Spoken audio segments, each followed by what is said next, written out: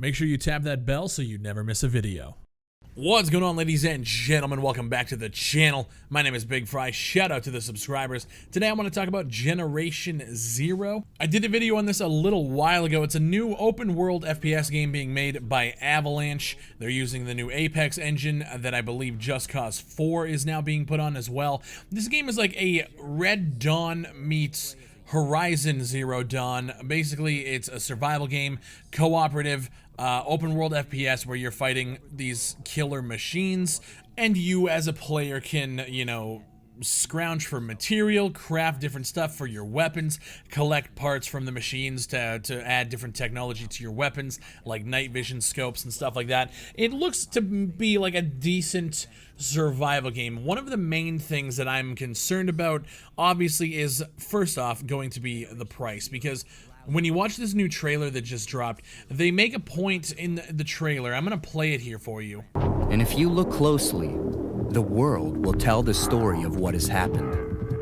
So when they say that, it tells me that there isn't going to be that much of a story. It's going to be one of those, well, like follow the world and the world will tell you this. Like, you can tell that they're not putting a really big emphasis on, cinematics and narrative-driven content. It's more just, here's an open world, go and shoot shit. Which, to me, is okay, but it feels like half a game. When I really look at it, I really like. I feel like the idea that they're bringing to the table here. You come back from like an island vacation, and the world as you know it, once you hit the mainland, is fucking destroyed. You have to find out what's going on. I think they could really play off that and have a great cinematic, narrative-driven story where maybe like you got to find your family or your friends or whatever, and they could really deep dive and create something really special with that. But it doesn't seem like that's what's happening, unless they're just not showing that part off yet. But when you hear the wording of the trailer and when you see what they are showing off, it feels like the game's story is going to be pretty shallow. And that's okay if the gameplay is like top-notch, amazing open world survival with co-op. The game does look good. I will say that. I like what I'm seeing, the graphically and the art style, the color palette they're using, very bright and vibrant. I believe it's set in the 80s. So it's like that 80s action movie, like a Red Dawn type of game. And I think that's really cool.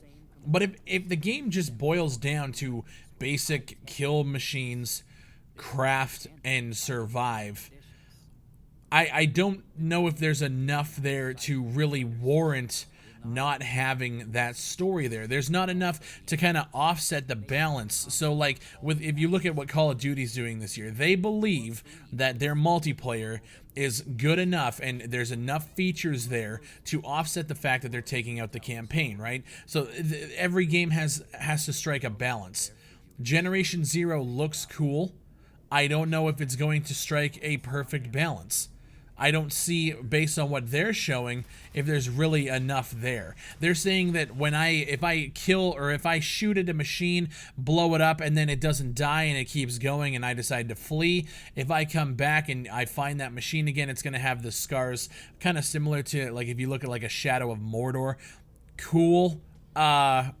Okay, I guess. And then the trailer kind of talks about how fleeing from battle is like a valid tactic to use and stuff. Like they're really trying to squeeze just what is a survival game. Like, you can engage with the robots and fleeing is a valid tactic, and then it just shows the player running away. Like, okay, let's slow down a little bit here.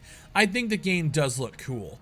Again, it all comes down to price. If there's no narrative and the game is literally like almost like when I think of this, I'm just going off the cuff right now.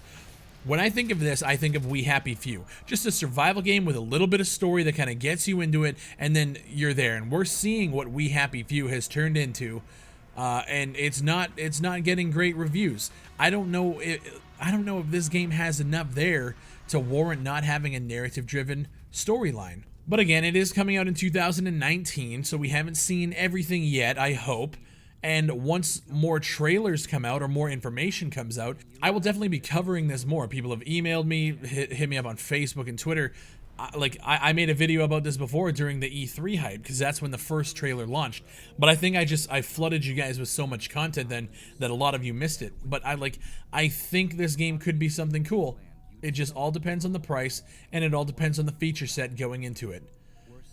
Avalanche is a good studio, so I'm not discrediting them. I'm not sitting here saying this game's going to be fucking trash.